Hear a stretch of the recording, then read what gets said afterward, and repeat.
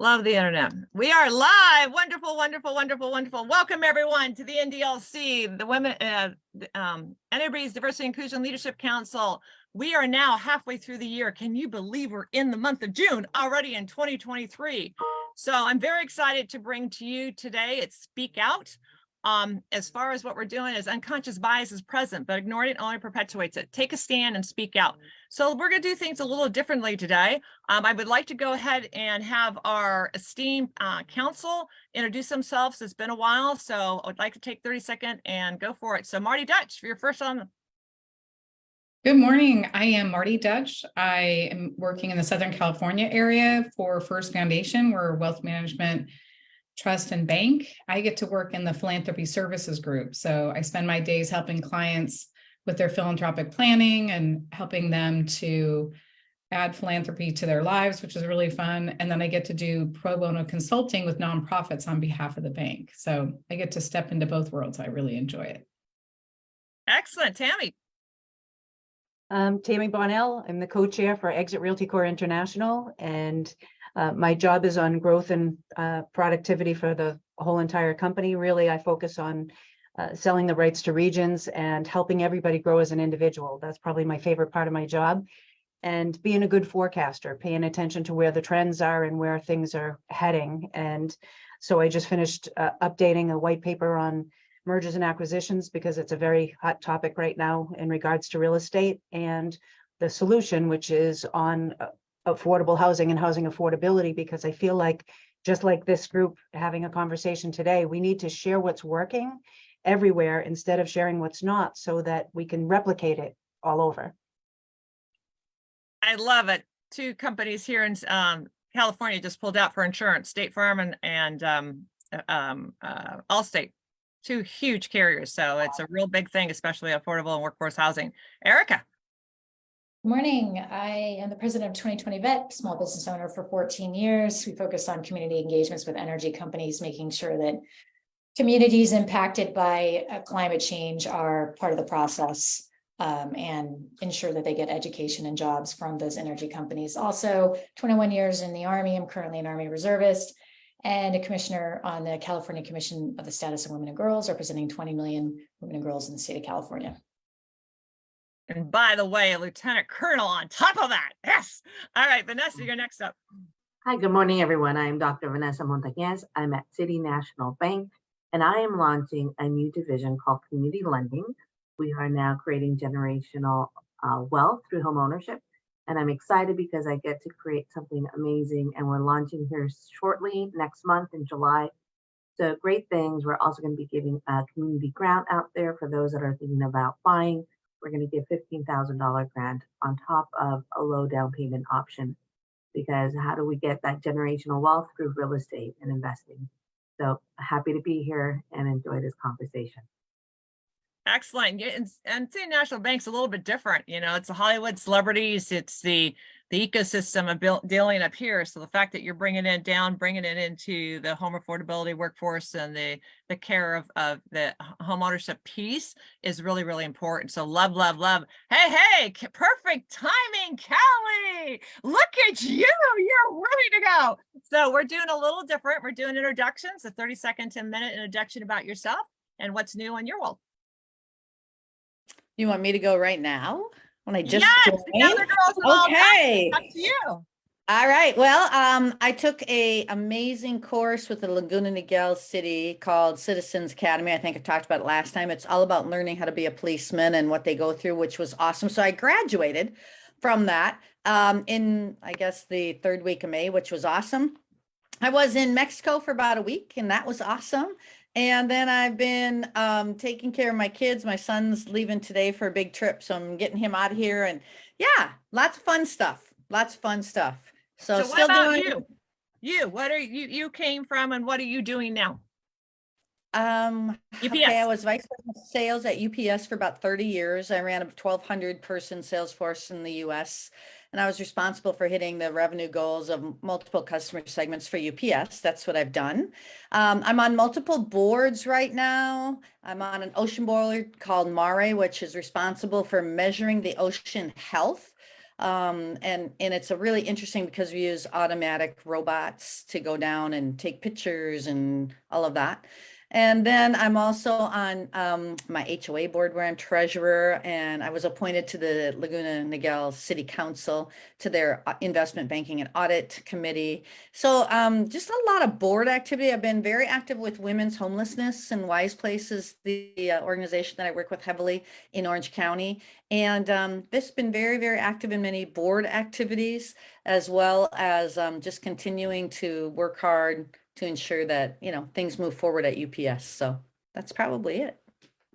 And I love it because you made it move forward with UPS. You've been retired from UPS for 4 years now. Yeah, almost 5. And Can't you believe notice how she said things move forward with UPS, not just when she left, she's done and gone. She's still connected and still cares about UPS. And that's what's so great about the word speak out. It can take on so many different meanings. You look at the council right here, just in the 6 that's on right now. We have Kelly and Marty had never met before, but they had kind of on a remote system, and together they were working on Wise Place. You had Kelly start it off and you had Marty come together to finish it. So the idea is that in our little sphere of influence, you see the mass that we are affecting to go with it, because of the fact is that it takes one person to connect. And that's what I want to focus on, speak out. We talked about what these principles were that we set it up, believe it or not, 3 years ago. And if you think about speak out at the time was about the unconscious biases present, but ignoring only perpetuates. Take a stand and speak out. But I also believe that in today's society, speak out needs to be, I don't know of the knowledge that you might have, because by hearing each other talk, because I learn something new every time we get together on what you have done, where you have been, you know, things that you're working on, that makes me know you deeper. And those are the things that we sometimes miss, that we have to do a reset. So thank you very much for that. Teresa and some others will hopefully be joining us shortly, but love it. And thank you for taking your incredibly valuable time to go with it. So what I did a little differently is that before we go into 2 videos that we have, I would like to say that because we're hearing about AI, it's been the talk of the world. You know, we're in the 4th industrial revolution, started in 2018. And I'd like to read a little thing about the summation of what speak out and critical thinking could be in the relative. And the reason this is that I honestly believe that if we have to have critical thinking to understand that we have to think before we speak out, because how are we presenting ourselves? You know, it's like, and what's the tone are we putting in? And are we critical of what's going to happen after the aftermath that goes with it? So are we just having a reaction, or are we actually thinking before we actually take that stance? So the idea is that as mothers, as leaders, as someone who we're all here, we're not 20, darn. But the idea is that having that experience to come up and say, well, from my experience, if you think about speak out has to deal with our experiences, our shared experiences, where critical thinking is, okay, did I read it in a manual? Did I see other people do it? Or how do I look at the logical formation of that to put it together? So that's what I'd like to address today is that by thinking that speaking out has to be driven by critical thinking, by engaging in critical thinking helps us individuals examine, assess the information or situations they encounter. This in turn can inform their perspectives and provide a basis for speaking out on relevant topics. So the idea is that I want to address that a little bit. So in the first, before we go to the videos, I'd like to have Marty, you deal with the family offices, which is the ultra high net worth, $100 million liquidity, all the way down to the nonprofits. And you have such a diverse segment of the economics, but you really have the heart and soul of the populace there without looking at the money situation, more looking at the health of the community, because it's like you're in banking, but you're not in banking because you don't handle that side of it. You handle the emotional side of it. You handle the care of the living side. And we heard from our esteemed council, affordable housing, workforce housing, you know, all the different components that go down that. So to you, when you speak out, what does that mean to you in those different verticals? Well, I think in my travels, the thing I've learned the most is that we're asking people I'm going to talk in super generalities because I don't have a choice, but most times we're asking people who have lived a blessed or, good life to help people who need help. And it's interesting because what happens is where those two things come together, it can be very powerful. But the problem is if you've never walked in the shoes of someone you're trying to help, it's hard to understand what you're trying to do. I don't know that I'm articulating that very well, but I think the best example is that I'm on a board for an organization that helps, it connects churches to take in children when families are at risk. So instead of getting into the foster care system, there are trained, vetted families who will say, we'll take your children for a short amount of time.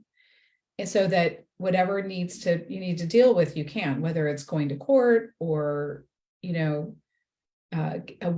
single women who have no support system that need a surgery. There's all different kinds of things that can show up. So I'm in my neighborhood and I get to live in a really nice neighborhood, and I'm explaining the story to one of my neighbors. And I'm saying, we step in when the families really need help. And she said, she goes, well, I don't get it. And I said, okay, what part, help me, what part is a disconnect? And she said, well, I just don't understand. Why don't they just ask the neighbor to help? And I just had this clarity. And I said, I totally understand why you would say that, because in our neighborhood, when someone's in trouble, like Excel spreadsheet goes out and people sign up to help, and moms are picking up to take kids to soccer, and food is showing up on the doorstep. And, that's the world that you and I live in. But let me describe the world that this woman lives in. She probably moved into this apartment recently because she couldn't afford the last one. She has no support system, no family around her. She's all alone with her kids. And if she leaves her kids with that neighbor, she just put them in their highest risk moment of their lives because she doesn't know them. It's not a safe place. And so I'm not judging my neighbor, because you don't know what you don't know. And so, and I faced the same thing when I started helping in foster care. I was so overwhelmed that I felt like I was ill-equipped to help, because I was, I step in as middle-class Marty going to help. And I realized it was in way over my head. So when you're talking about how do we, and this is where it comes in with unconscious bias, because, you don't know. I just heard a friend of mine say, well, I've never, race has never been an issue with me. And so her comment was kind of trying to say, we shouldn't be talking about race. And I just, the hard thing is like how to answer that respectfully, but saying you have never lived in their shoes. And the only thing I could say is, when you were raising your kids, did you ever tell them how to handle a police officer that might pull them over or talk to them because you were worried that they might be hurt or in danger from the police officer? Did you ever have that conversation? And she said, no. And I said, let me tell you, every Black mom has had that conversation with their kids. They worry about that confrontation. It's not a world that you have ever been exposed to. So I'm kind of jumping around, but anyway, I think we've got a lot of work to do, and the unconscious bias part has become political now, which disappoints me, because it makes it a negative thing to have an open mind to learn about other people's life experiences. And that's really all unconscious bias is how do we try and understand each other better? If I could add to what Marty was saying, when I think about speaking out and critical thinking, Desiree, which are the two kind of points you're bringing out there, and Marty brought up some great examples. I think we know how to speak out pretty well as a country. We speak out. The critical thinking part is kind of the challenge. And there's a word I often use, Marty, with some of my friends. And I'm like, maybe we want to ponder that question. No one uses ponder anymore. Like, maybe you want to ponder that question for a moment before you speak, because there might be some additional learnings, right? And especially, you know, as you ask more questions, you do learn more. I think we're so quick to want to speak out sometimes. And again, this is in general. There are obviously times in boardrooms and things where women don't speak out enough. That's a whole nother topic, and we can get into that. But I'm amazed sometimes at how fast people speak out without even doing any of the critical thinking. Just a couple comments. No, I totally agree. And to your point, Marty, it's amazing how once we address a comment that we start digging into it, and it's like the old adage, you know, when you're dealing with, you haven't lived in my shoes, you can't judge a book by its cover, you know, all those comments that, you know, little phrases that we have. And I love your mind. You're becoming more Desism. So I just thought I'd throw that out there, Marty, that you kind of went a place. So you've been hanging out with me on Monday nights a lot. So I just thought I'd throw that out there. It's cool. But anyway, so Tammy, you made a comment saying, did you ever have that comment at a young age, or that talk with, you know, how do you handle the police, and have that conversation to go with it? So Tammy, I know we've talked about this numerous times, but you made a pact with me that everywhere you go, when you speak, because you speak all over the world, that you're going to make sure that you visit someplace new, and get out and view the city. But you also said that you might make a point that you're not just going to speak once, you speak multiple times. And some of the things that I've held true to heart is the CEO portion for the Girl Scouts. You're starting at a very young age, to Marty's point, in a very positive way of teaching them how to allocate their time, their resources, and their marketing skills, even though they're not the driver, but they can still be critical thinking of why they're doing it, and have that moment to ask their parents or whoever that's helping them to get to that course. Now, they might not get what they want and they're asked, but that's a very positive thing for me. And I like to, you know, you're speaking out, in my opinion, on teaching them and how to grow. So how do you incorporate that into the leadership of what you've done with this incredible thing that you've done with Exit? Well, you know, I thank you. And what a nice thing to say. I think all of us, to whom much is given, much is expected, right? That we belong being able to give it back. We should all be helping other people to rise, no matter what way that is that people rise. But I think that the most important word this year is compassion. And to me, the difference between empathy and compassion is it's empathy plus action, right? That you're going to do something about it. Whether you're going to do something by speaking up and standing up for somebody that can't stand up for themselves right now, or you're going to speak up and give people exposure to experiences. You know, I do travel all over, I speak all over, and everyone is growing up in different cultures and they've had exposure to different experiences. And until you can expose them to something that could be a possibility, they're not even aware that it is. And even on the compassion side, like one of the things that I've been doing with some of the Girl Scouts and students is explaining that difference between, and I'll give you an example of, you know, empathy plus action. With the Girl Scouts, if they have people that want to, you know, they want to raise a certain amount of money, they want to sell the Girl Scout cookies, they become their own CEO, and they do everything from being smart enough to stand in front of a you know, marijuana facility so that they know people will buy cookies because they're going to have the munchies, to which I thought was pretty creative, I'm not going to lie, to getting people to donate that don't want the cookies and getting them to donate and then bringing them to a senior center to put a smile on a senior's face, right? And so that goes into the compassion side. What could you do with this that would make a difference for somebody else? You don't have to buy them for yourself. You can do it for somebody else. And I think a lot of times when we can share some sort of a compassionate story, then they start looking at people differently. They start looking at circumstances differently. I don't think any one of us, you know, it's not about being right, it's about being successful. I don't think any one of us wants to harm somebody else by speaking up. I just wanted to mention a couple of things while I have the floor, and that is there's a great book called Crucial Conversations. It was written by Carrie Patterson, and it's so good for when you've got to go have a conversation with somebody and help them self-realize that they aren't as aware of all the things that are going on around them. And it's really important for them to be aware, because I don't think most people want to intentionally hurt someone else. I don't think most people want to intentionally jump in. We've got this polarized world right now, and we're all trying to be so careful so that it doesn't turn into a fight, and so that we're politically correct, and so that nobody gets called out for anything in this critical culture that we have of the cancel culture, right?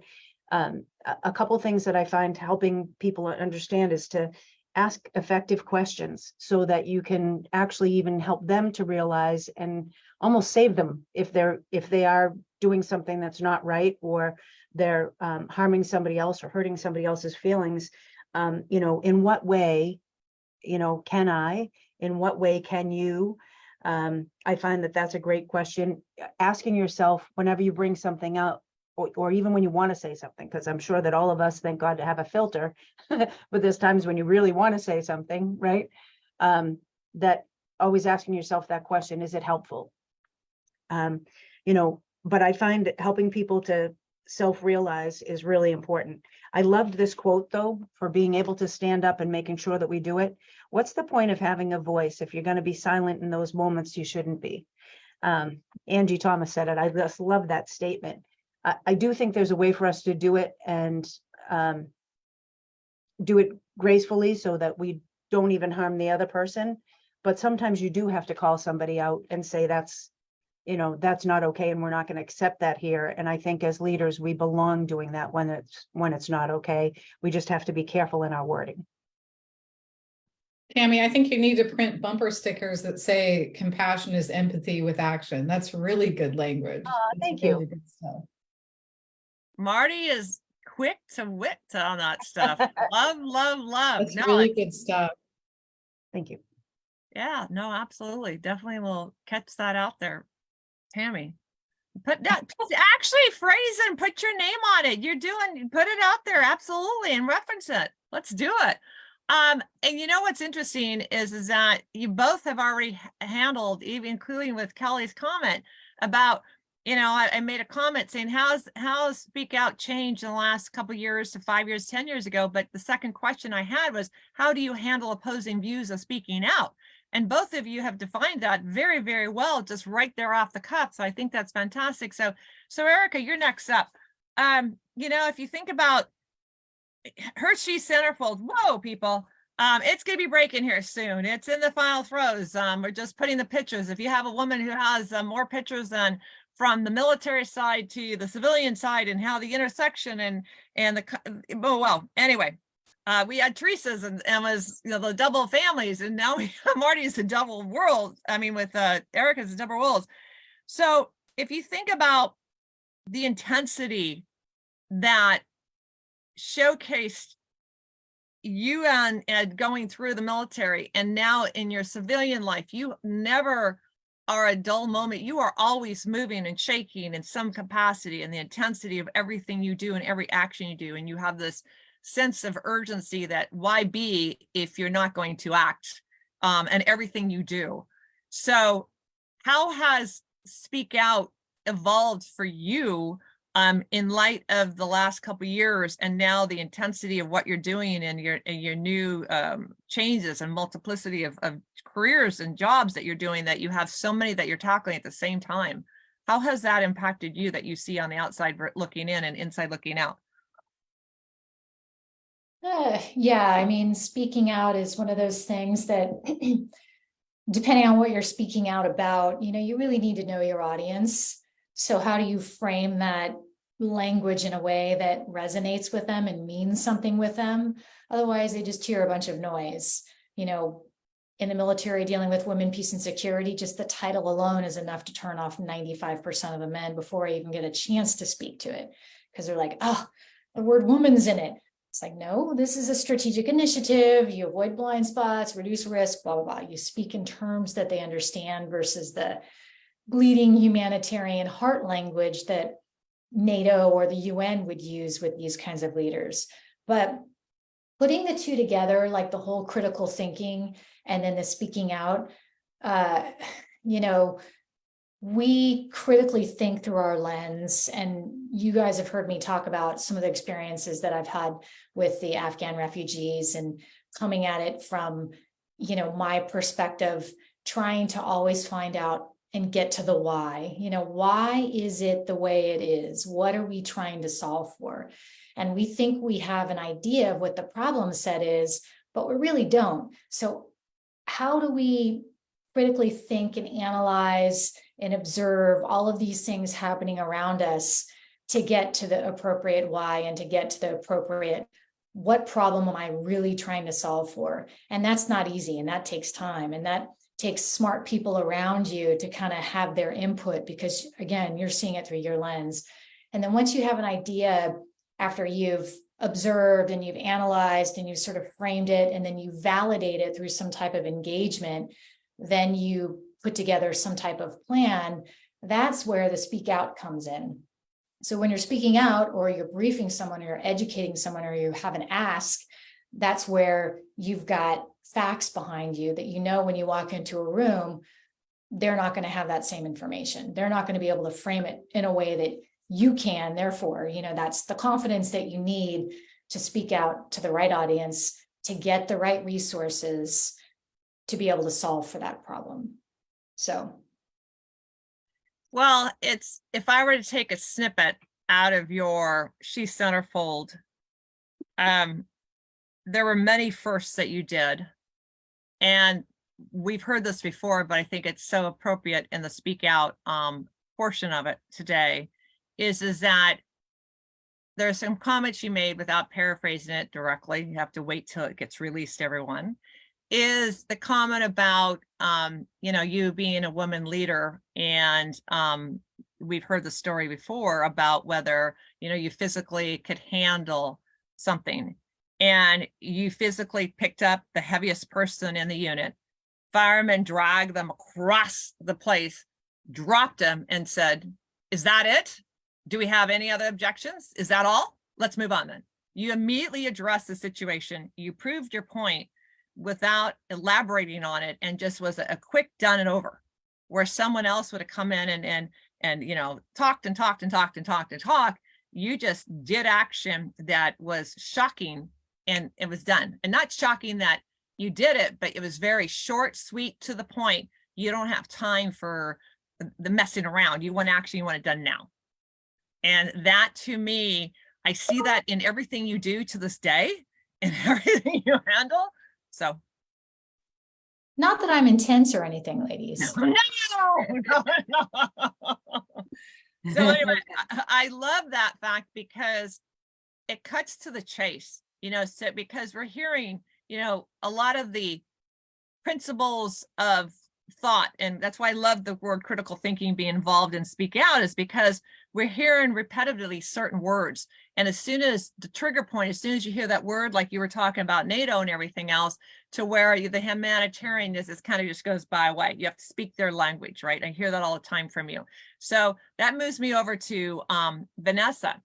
So Vanessa, you've been through so many different challenges with the housing market, from, you know, where things happen for economic reasons that people need to move on to a different chapter. You've gone through working for different departments within different banking. You've done through, and you've always been about how do I help the masses to care, to understand, to be involved, and culturally just embrace and love. You have this sharing of love in everything you do. And so now you went back to school, got your doctorate's degree, which is so incredible, but you took it upon yourself to say, okay, to be that leader, to raise and create new products all the time for the lending market. How do I create something I can put my name on it, my love on it, and show this is not just something I just did.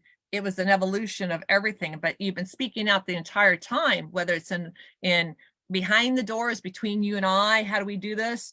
Or between other people in front of stages. But now you're on a grand stage to say, I did this, and it took hard work. We all can do this, but how do I get everyone involved? So that speak out to me. I'd love you to amplify. So just like Tammy said, too much is given, much is you have to give back. A lot of us were not born wealthy.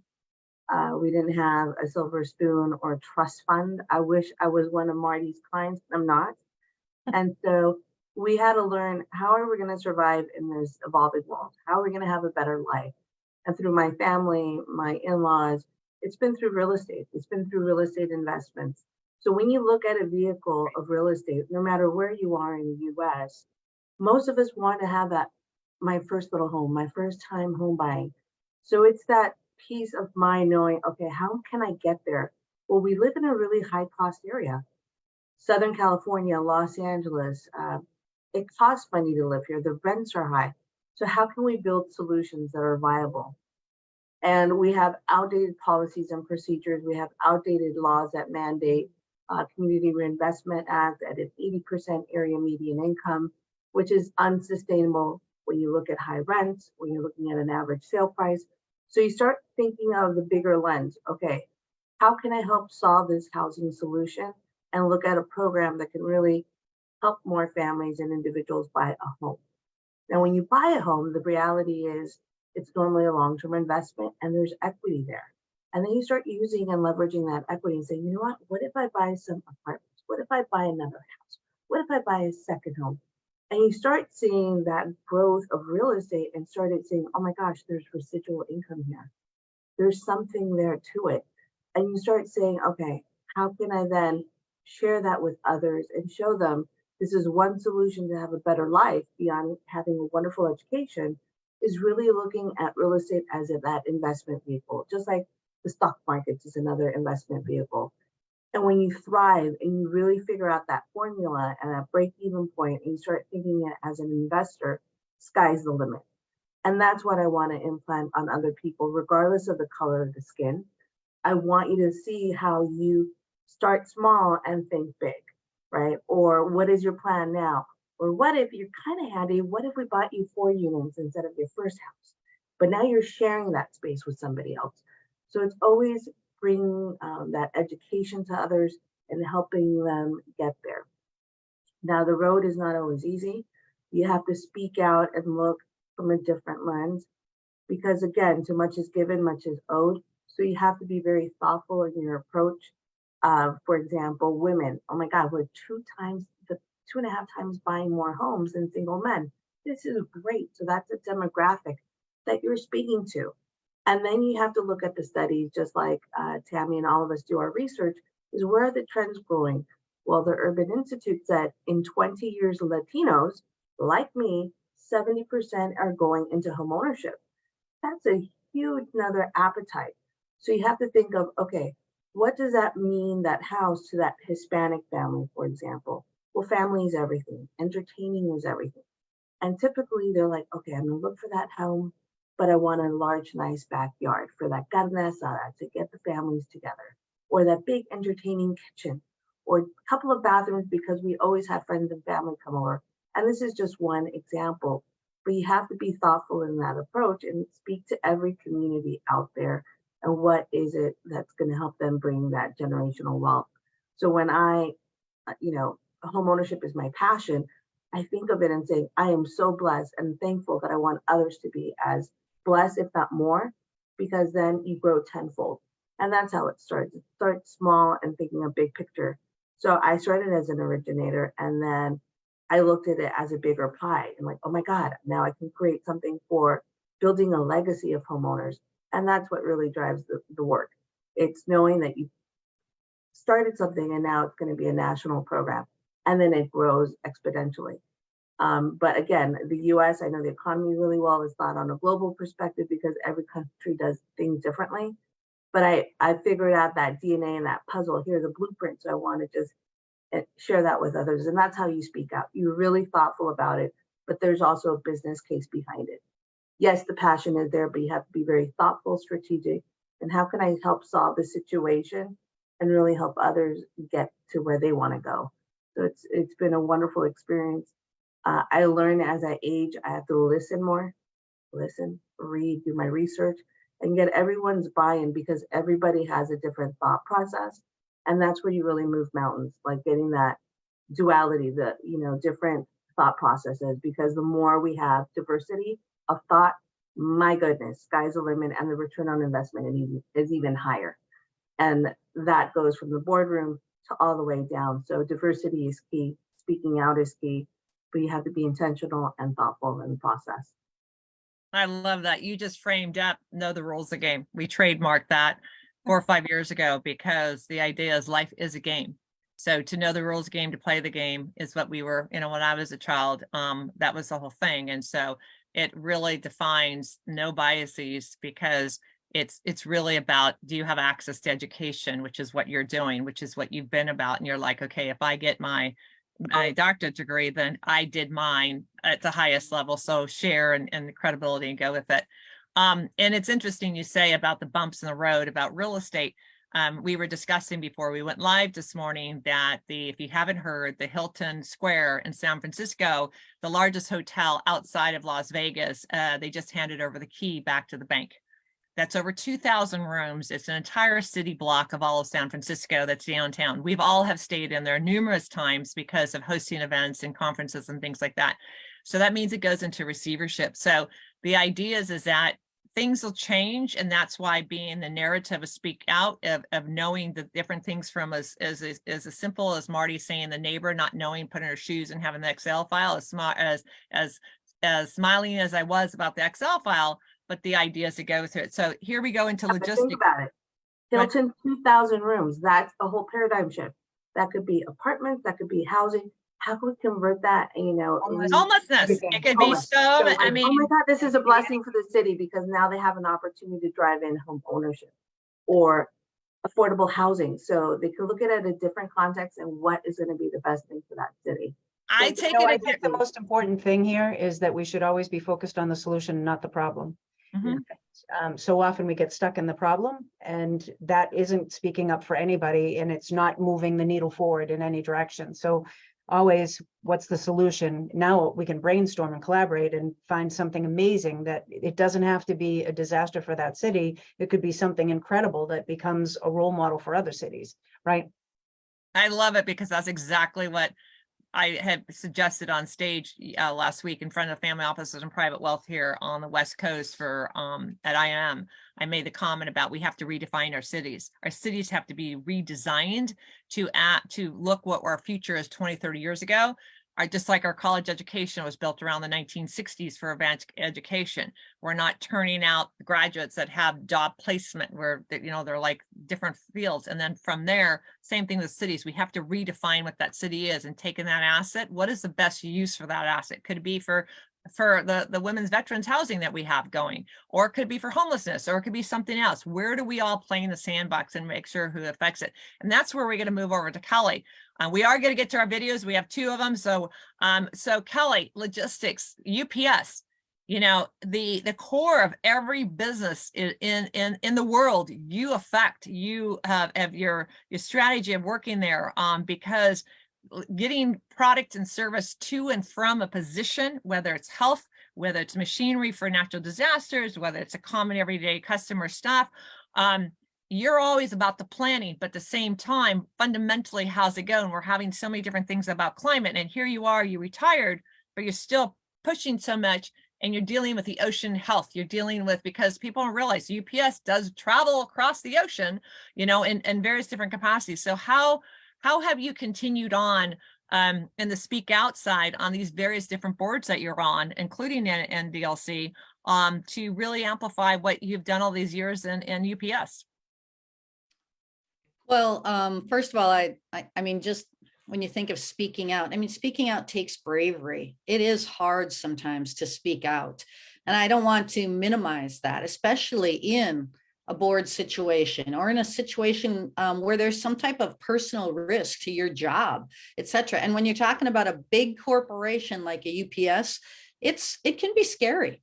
So I think teaching young leaders how to speak out in the ways that you've all discussed, right? In ways that are respectful and with diplomacy and decorum versus some of the communication we have today, which is just constant insults or inflammatory language, I call it. There's a lot of inflammatory language all over the place. People use certain words just to try to get emotions at their height versus, again, asking the questions so you learn more about each other. Because I think sometimes the questions don't come out pretty, like Marty said. Sometimes the questions come out kind of ugly. They're not said the right way because the person seriously doesn't know anything about the topic, and they're asking heartfelt questions. And you know, as long as they're heartfelt with compassion, as Tammy mentioned, you know, we should listen and then try to inform and educate and everything else, because I think that's the important piece that we're missing these days. So with UPS and logistics, yes, it touches every part of the economy. It has huge, I think, moves 6% of the GDP. I mean, it's a huge organization. And I think, again, teaching the younger leaders has always been my passion, how to speak out in a way that gets their point across and how to help them. So giving them those experiences, getting them at the table, giving them the questions and letting them respond in some safe, smaller meetings sometimes, and then moving them up to the board meeting to get them that experience, I think makes a big difference. And I just think it's critical because there's a lot of people too that go into positions and they're not fully prepared. So you got to help them, and you got to help them get prepared quickly. And one of the best ways is helping them speak so they can get their message across in a way that's not, again, an inflammatory way, in a way that's trying to build a community, have people work together and move forward and be progressive. As you mentioned, there's going to be so much change. I think about the change I've seen. When I started in business, we had a beeper, for gosh sakes, right? And we'd have to go to a payphone. So, I mean, there was like, my kids are like, Mom, how did you even do it? Well, guess what? You figure it out. You just figure it out, and we'll figure it out. But there's going to be a lot of change coming up with the cities and things like that, real estate in general, and what's going on with insurance. We've talked about that, and climate issues and everything else. So I think being able to have your voice, but do it in a way that doesn't insult or minimize others, is a key factor for the future. You know, it's the trigger comment that I've heard so much. And I realized that, you know, you can be listening to someone and someone says a word and it triggers you to go into a completely different frame of mind, or triggers you to, if we don't use the word trigger, puts you into another state of mind. As soon as you hear, you know, a word, that you immediately shut it down or you get excited, you know, that mode that goes into it. So I find that it's very interesting in the dynamics, how we are changing, what we're changing, and what excites you to go through to something. And I think that as the older generation, especially baby boomers, we had the patience to listen because we didn't have, as you said, the phone. We had to run to the payphone. We had to wait for 2 weeks for that library to get that book that we needed to do a report on, versus then everything is instant. And today, you know, you think you're on a call, and after, you know, 2 seconds, if someone doesn't answer, you're like, oh my gosh, they didn't respond to me. Like, you know, what's the problem here? It's that immediacy that we're looking for. And it's sad because we're not smelling the roses. We're not taking a moment to enjoy that second. So be present in that moment. And that's why future NDILC. So I'm going to go ahead right now, and I'm going to play a video. I have 2 of them real quick. And so we're going to go ahead and share my screen, and we're going to try this out. And it's a 3-minute video that it's a lot longer, but I cut out 3 minutes of it at the very end. It's a lady speaking who's doing a TED Talk, and it's about talking about being uncomfortable. But the idea is that it's really relative, because every one of us has been at a conference. Every one of us had issues about, you know, what we say and where we say it and how the response is. And I think this is a great little piece to share with us. So let's go and let's go put it out here, and I'm going to go find it here. Let's see if I pick the right one. Yes, here it is. We all can see it, right? Can everyone see the screen? Yes. Okay, perfect. For that. Everyone's well-being is community business. If we made that a point, we'd understand that for the times when we need help, we wouldn't have to look around so hard. if we made sure we were somebody else's help. And there are times when I feel like I have taken very public tumbles and falls. Like a time when I was asked to speak at a conference and they wanted me to pay my way there. And then I did some research and found out the white men who spoke there got compensated and got their travel paid for. The white women who spoke there got their travel paid for. The Black women who spoke there were expected to actually pay to speak there. And I was like, what do I do? And I knew that if I spoke up about this publicly, I could face financial loss. But then I also understood that my silence serves no one. So I fearfully spoke up about it publicly, and other women started coming out to talk about, I too have faced this type of pay inequality. And it started a conversation about discriminatory pay practices that this conference was participating in. I felt like I was the domino the time I read a disturbing memoir by a public figure and wrote a piece about it. And I knew this person was more powerful than me and could impact my career. But I was like, I gotta do this. I gotta sit at the edge of this plane, maybe for 2 hours. And I did. And I pressed publish and I ran away. And I came back to a viral post and people being like, oh my God, I'm so glad somebody finally said this. And it started a conversation about mental health and self-care. And I was like, okay, all right, this thing that I'm doing, I guess, all right, it's doing something. And then so many people have been the domino when they talk about how they've been assaulted by powerful men. And it's made millions of women join in and say, me too. So shout out to Tarana Burke for igniting that movement.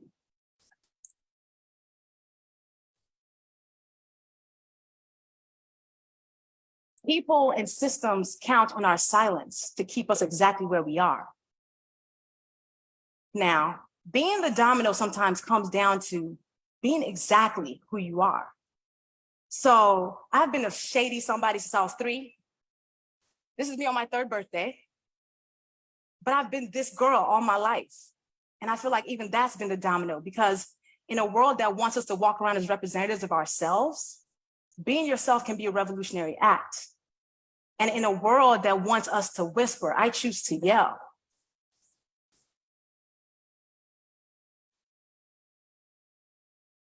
When it's time to say these hard things, I ask myself 3 things. 1, did you mean it? 2, can you defend it? 3, did you say it with love? If the answer is yes to all 3, I say it and let the chips fall. That's important. That checkpoint with myself always tells me, yes, you're supposed to do this. Telling the truth, telling thoughtful truth should not be a revolutionary act. Speaking truth to power should not be sacrificial, but they are. But I think if more of us chose to do this for the greater good, we'd be in better spaces than we are right now. Speaking of the greater good, I think we commit ourselves to telling truths to build bridges to common ground. And bridges that aren't based on truth will collapse. So it is our job, it is our obligation, it is our duty to speak truth to power, to be the domino. Not just when it's difficult, especially when it's difficult. Thank you. So with that being said, anyone have any comments?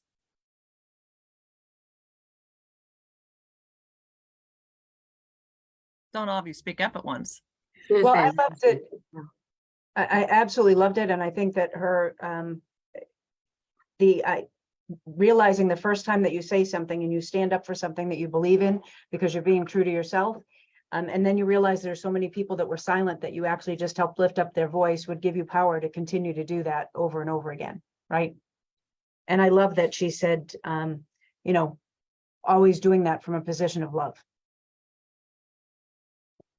And I like her Hit 3 me. points, right? Her 3 points, right? Is it the truth? Can you defend it? Are you saying it with love? That's it right there in a nutshell.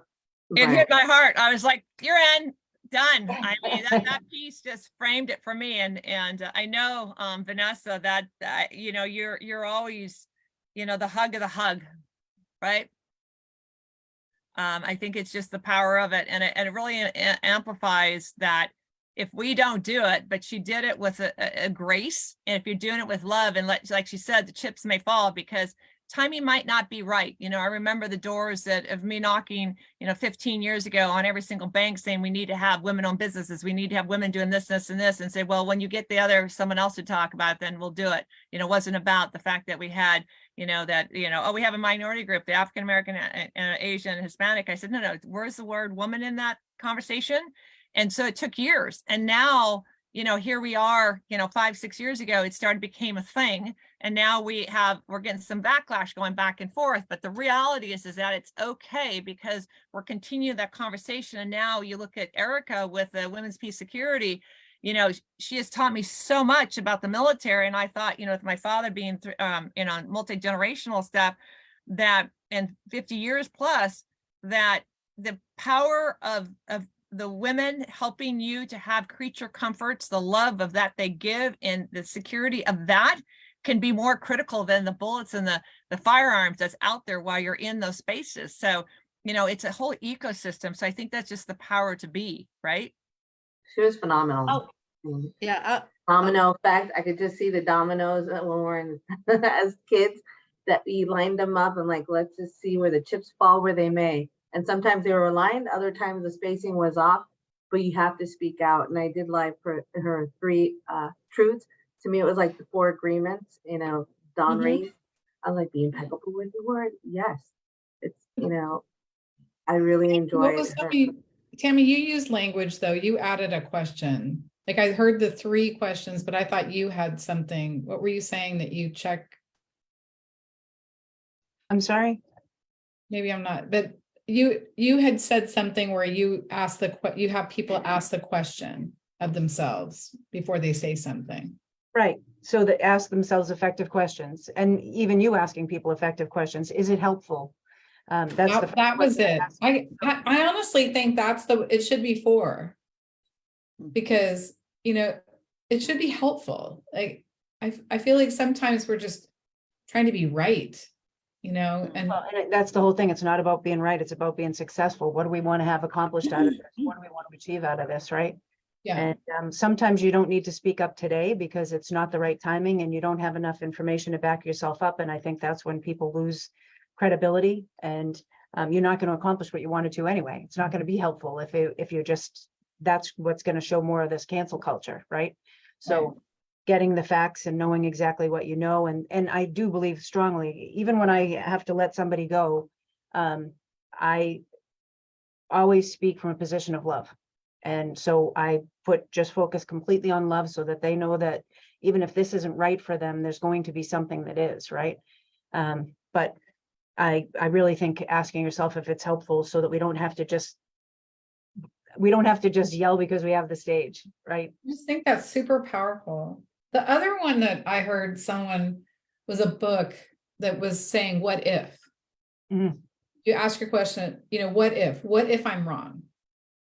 What if something they're saying is true? And I was in a conversation with a couple that my husband and I are friends with, and we are very different politically. And I typically don't want to talk about politics, but they always want to talk about politics. And it's almost like they've got, like, you can see it boiling up, like they want to, and then finally at some point they would start talking about it. And she was coming at me with a lot of what in my head, and this is, bias on my part, a lot of the same language that is trying to be used over and over again, like one scary statement. It's always got a certain amount of fear in it. It's always got, things in there that there might be a thread of truth at one point. Like we were talking about the libraries, about books going into libraries. And she was saying it's in all of them. And I go, what if, and I said, do you ever think about like, what if there's a possibility? Do you think there's a possibility that one library had kind of a rogue librarian that might have had a book like this in there, and that one instant has created this, blanket statement that now is being empowered by one small moment? Or do you think it's possible? Is there any possibility that something was taken out of context? And she looked at me and she goes, no, you need to educate yourself. Okay. So Marty, you have a new job description. Uh, Since you listen so well and define these things, I would love for you to put together a checklist of the questions that from this session, really talking about, you talked some of that Tammy had, the son that we had on, and fortunately we're going to save Teresa. Unfortunately didn't make it, but I think she has a great one we'll save her video for next week because it's about listen, because it's called The Little Voice. I think it'd be a great piece to listen to amplify that. But I'd love for you, for Marty, to what is the NDLC's questions to ask to respond to the solution that we're here for the fallout for the opposing views of Speak Out, right? So we have the lady who had those 3 incredible ones. We have Tammy has one or two. You have another one, Marty, to frame that out, to say these are the NDLCs to handle those, the how to handle speaking out as opposing views to minimize, because it ties in directly to what I asked you about when you go to the Thanksgiving dinner on a personal level. What was the biggest thing that we saw, that how do you handle that to not cause any strife? And you said what? You skip generations and you have that granddaughter ask the grandpa and say, what was it like when you were young? That way there's no friction between the families, and it puts the innocence of the child and hear the grandfather speak to the granddaughter, and you can minimize the a lot of times Thanksgiving is the most confrontational time in some families, right? mm-hmm. I think that would be cool, right? Are we all on that, right? Kelly, I see a smile. Was her first question on the video, do I believe it? Is that what I heard? Do I believe it? Can I defend it? And do I love it? With love. Is that, am I getting Speak it? with love. Yeah. Yeah. I mean, I think say- there's a lot, Oh, go there's a ahead. lot of things. Oh, I'm sorry. Go ahead, Erica. No, you go. You started. I was just going to say there's a lot of things we've talked about today that all impact speaking out, your ability to speak out, and the critical thinking piece as well. And I do think speaking out doesn't mean you're the loudest voice necessarily in the room, doesn't mean you're the first voice, but I think, again, taking a moment to get your facts together and to do those things, make sure you do believe it, make sure you can defend it, right? Make sure you're saying it with love. Use a few filters like Tammy mentioned, and talk about the what ifs, like Marty mentioned. I mean, are there other possibilities? Sometimes we're so quick to be forming our response. We're not even listening to what the other person's saying. We're forming our immediate, loud, negative, inflammatory response, or rebuttal, I call it. And it's interesting to me. We got to start, again, can we just have a conversation? I think that's important too. Erica. That was a terrific recap right there. Yeah. I will honestly, tell you transcript. Gee, thanks, Marty. we also need to be cognizant that as messed up as things can be in our country, looking at other countries, some women who speak up just on basic women's rights have to be accompanied by bodyguards. Colombia, for example, I mean, do we get the traction we need? Are there still disparities in this country? Absolutely. The data doesn't lie. However, we are fortunate that we can speak up, and yes, there may be repercussions. But again, not everybody has that luxury. Yeah, that's so true. So we're out of time. I got to jump. Thank you all. This has been absolutely incredible. I am so honored to have you on the council. So next month will be listen. So please post. I'll send you a transcript, Marty, of this. And thank you all. Have an incredible day, and God bless everyone. All right, take care. Thank you. Take care. Bye-bye.